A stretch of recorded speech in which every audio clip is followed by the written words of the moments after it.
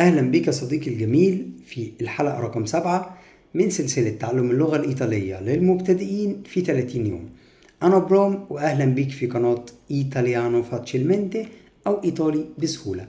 يلا بينا نبدأ على طول. كل اللي عليك في الأول لو ما عملتش اشتراك في القناة بعد إذنك اعمل اشتراك وفعل زر الجرس علشان يوصلك كل جديد. يلا بينا نبدأ على طول. في الحلقة بتاعت النهاردة يا شباب، احنا في الحلقة اللي فاتت اخدنا الاسماء، هنعمل زي مراجعة بسيطة على الاسماء عشان لو في حاجة سقطت منك، وهناخد شوية كلمات نحولهم من مفرد لجمع، او شوية اسماء نحولهم من مفرد لجمع، وبعدين هناخد مع بعض حاجتين مهمين. هناخد صفات مهمة بنستخدمها في الحياة اليومية في ايطاليا، وتعبيرات مهمة بنستخدمها في الحياة اليومية في ايطاليا. يلا بينا نبدأ على طول عشان ما نضيعش وقت. اول حاجة معانا في الدرس اللي فات قلنا ان الاسماء بتتقسم لنوعين، تتقسم لاسماء مذكرة واسماء مؤنثة. الاسماء المذكرة غالبا قلنا بتنتهي بحرف الاو، ولما بتتجمع حرف الاو اللي في اخر الكلمة بيتشال وبنحط مكانه حرف الاي. والاسماء المؤنثة غالبا بتنتهي بحرف الآ، ولما بتتجمع بنشيل حرف الآ اللي في اخر الكلمة ونحط مكانه حرف الاي. وفي اسماء شاذة زي ما احنا عارفين بتنتهي بحرف الاي، ودي مش عارفين بنعرف جنسها ازاي، ملهاش قاعدة ولكن بنعرفها او بنحفظها زي ما الايطاليين بيستخدموها بالظبط. في كلمات انت تقراها او انت كمصري او انت كعربي تحسها ان هي مؤنثة وهم بيقولوا عليها مذكرة، وفي اسماء او كلمات احنا نعرفها ان هي مذكرة وهم بيقولوا عليها مؤنثة. كل اللي عليك انك تحفظهم زي ما هم كده. والاسماء اللي زي كده اللي بتنتهي بحرف الاي بنشيل حرف الاي للمفرد اللي في اخر الكلمة وبنحط مكانه حرف الاي للجمع. يلا بينا ناخد شوية كلمات نحولهم من المفرد للجمع عشان تفهم معايا. اول كلمة معانا هي كلمة ليبرو. ليبرو يعني كتاب، عايزين نحولها للجمع هنقول كتب، هنخليها ليبري. ليبري. تاني كلمة معانا هي كلمة ماتيتا. ماتيتا يعني قلم رصاص، عايزين نقول أقلام رصاص هنقول ماتيتة. ماتيتة. تالت كلمة معانا هي كلمة بيكيري. بيكيري. بيكيري يعني كوباية، عايزين نقول كوبايات هنقول بيكيري. بيكيري. تالت كلمة معانا هي كلمة تاتسا. تاتسا. تاتسا يعني فنجال كبير. طب عايز اقول فناجيل هقول تاتسا. تاتسا. بعد كده الكلمة اللي معانا هي كلمة سكاربا.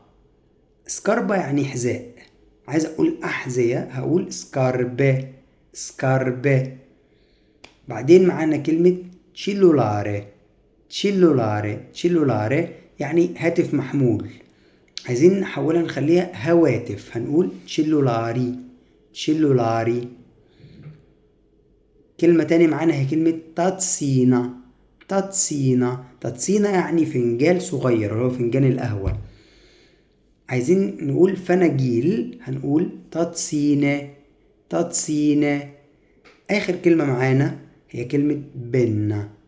بنة يعني قلم، عايزين نقول أقلام هنقول بنة. بنة. وبكده يا شباب نكون عملنا زي مراجعة سريعة للدرس اللي فات. يلا بينا نبدأ بقى في حاجة جديدة النهاردة، هي aggettivi. aggettivi يعني الصفات. هناخد بعض الصفات المستخدمة في اللغة الإيطالية، والصفات دي هي اللي بنستخدمها بشكل يعتبر شكل يومي.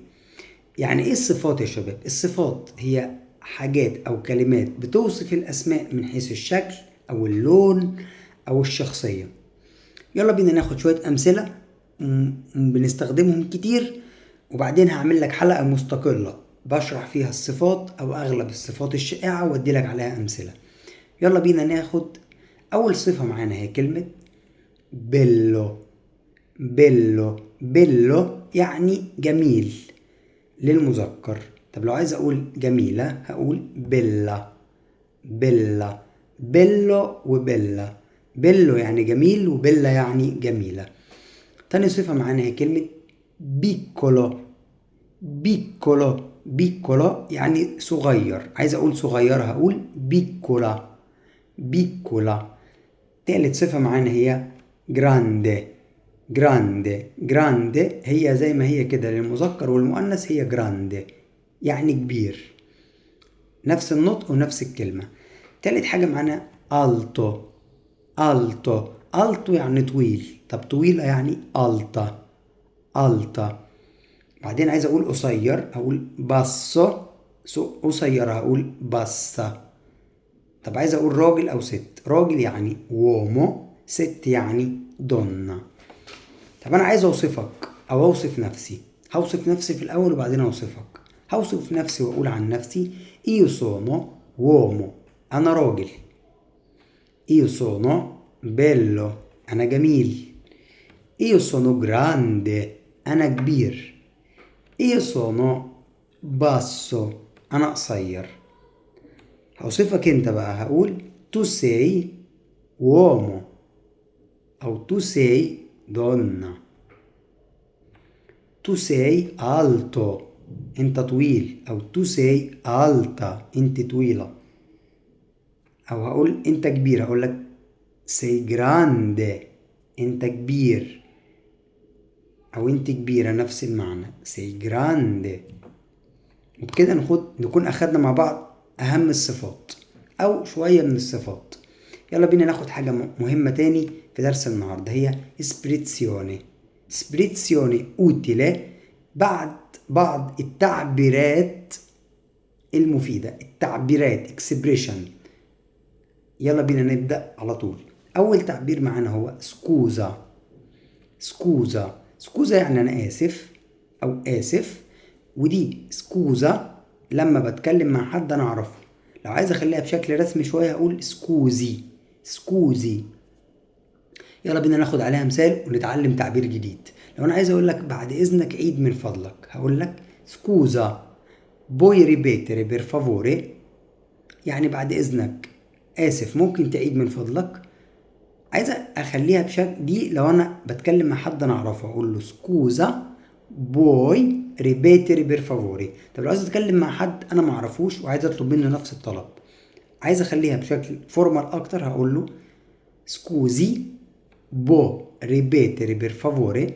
سكوزي بو ريبيتري بير فافوري، بدل بوي قلت بو، بدل سكوزا قلت سكوزي، ونفس الجملة بوي ريبيتري بير فافوري أو بو ريبيتري بير فافوري.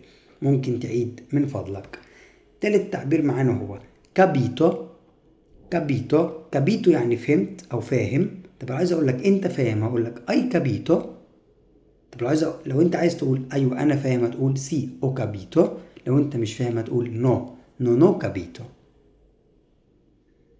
بعد كده معانا تعبير تاني هو أوتيمو. يعني ممتاز أو جميل. أو تعبير تاني جميل ممكن أقول بيرفيتو يعني ممتاز. طب عايز أقول لذيذ، لو أنا باكل حاجة وعجبتني هقول ديليتسيوزو يعني لذيذ. أو بونيسيمو يعني لذيذ أو حلو جدا. بعد كده معانا لو أنا حد قال لي كده هرد عليه وأقول له بون ابيتيتو يعني بألف هنا أو بالهنا والشفا. وبكده يا شباب يكون الحلقة بتاعت النهاردة خلصت. استناني في درس جديد. domani ci vediamo alla prossima. Ciao a tutti.